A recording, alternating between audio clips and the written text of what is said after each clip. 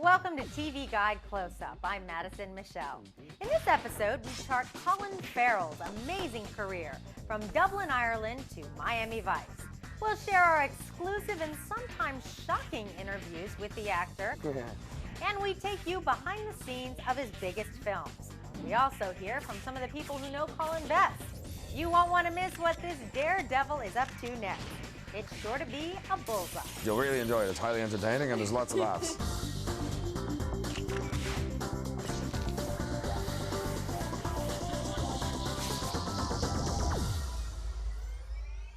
Colin James Farrell was born May 31st, 1976 in Dublin, Ireland, and he was a fighter from the very get-go.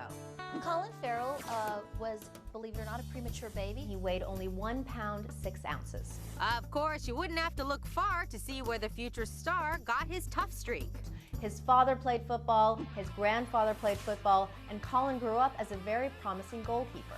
Not surprising, since Colin's childhood heroes were also soccer players.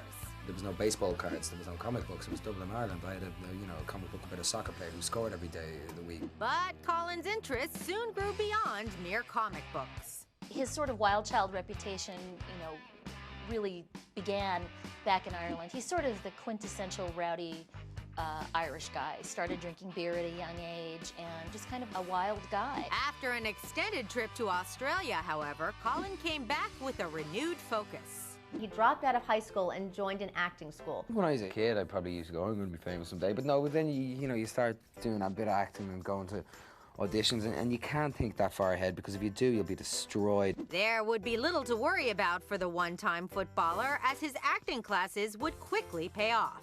His first role was a movie called Drinking Crude. Colin would drop out of school when he landed a role in the popular BBC drama Ballykiss Angel. Colin Farrell was on the show for a year between 1998 and 1999 and played your basic small-town Irish lad. That exposure led to more high-profile roles overseas. He had a small supporting role in Tim Roth's The War Zone, and then he appeared in a pretty acclaimed theatrical production called In a Little World of Our, and was spotted by Kevin Spacey, who actually kind of championed this young actor and got him a role in his film, Ordinary Decent Criminals. It didn't get great reviews, but it was definitely the start of Colin's big career. In 2000, Colin's career got an even bigger boost when he made his American movie debut. Colin began turning heads in Hollywood in Joel Schumacher's Tigerland. I'm telling you, it's a scene where the troublemaker gets beaten by his buddies, right? It's not a war movie. It's just a story about a group of young men who are at a stage in their life where they should be finding out who they are, and they're not allowed to because of what their country or their government says they should do. I've been to where you're going. Now, over there, you go from living to dead awful quick. Playing Private Roland Boz was definitely a challenge for the young actor. Physically, it was tough, and I'm a lazy bastard anyway, and we were getting up at 5, 6 o'clock in the morning. That for me is just ridiculous. It's still dark. It's like being back in school. But it was so hard. It takes such a toll on your body. In 2001, Farrell landed his next big role. This time, he was on the other side of the law, playing legendary gunslinger Jesse James. American Outlaws was a little-seen movie directed by Les Mayfield. Action. And it was, a Western, and he was playing an American again and did very well in it. It was mad when I got it. I couldn't believe it. Because, it's every kid's fancy, you get to have the brawl in the saloon and go out the window, and, you get to ride with the horses, milling them around and shoot guns and hold up banks, and it was cool. Colin even did his own stunts. Whatever they'd let me do, yeah. Yeah, I didn't drive to the window. I wanted to, they wouldn't let me. But it was whatever I could do, yeah. Because, people are saying, God, and you did your own stunts and you're really brave, but it's not like that. It's like, you get the chance to ride a horse through 20 head of horses around you in the stand, but you're going to give it a go when you're 23 or 4 or 5, You're going to go, of course, give us a shot. Let me do it, please, please, please. You'd end up begging, begging to do it. It's just good fun. It was just a blast. I wasn't trying to be a tough man. At the movie's premiere, Colin arrived with new wife Amelia Warner. Unfortunately, the honeymoon was short-lived as the two called it quits just 4 months later. Professionally, though, Colin was marching on.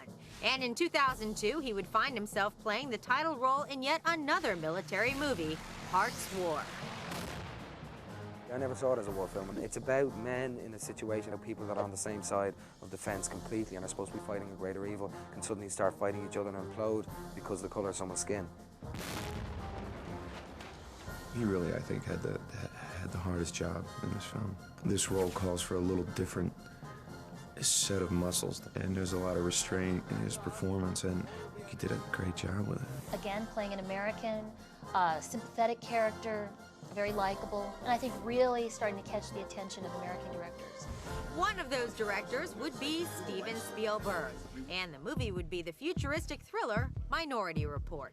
I play a character, Danny Whitwer, who is a federal agent and comes in to investigate a certain department that Tom Cruise's character Anderton runs and looks over. And I come in just to make sure that everything is being run according to plan and that there's no glitches in the system.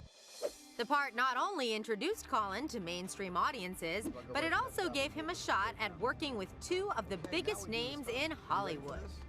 One of the first things I did was with Cruise and him behind the monitor, and I completely forgot that at some stage in that day I was going to have to look into Tom Cruise's eyes while Steven Spielberg shouted action. And of course, you know, it's the first day and we're working on the scene, and he just fired it off and nailed it. Just nailed it. And I swear to God, I should have worn my brown pants. I nearly died and I had a meltdown, and I did many takes, but that was nothing to do with him. Someone like him has the power to really message you if they want. You know, just the smallest thing for someone like me that comes in, you know. Colin was easy, you know. He was cool, you know, and he's such a nice guy. I mean, very gifted actor. Put down that remote. When we come back, we'll share a couple of shocking admissions from Colin's co-stars. There's definitely a strong sexual tension between us. He was like, I'll take off my pants for you in this scene.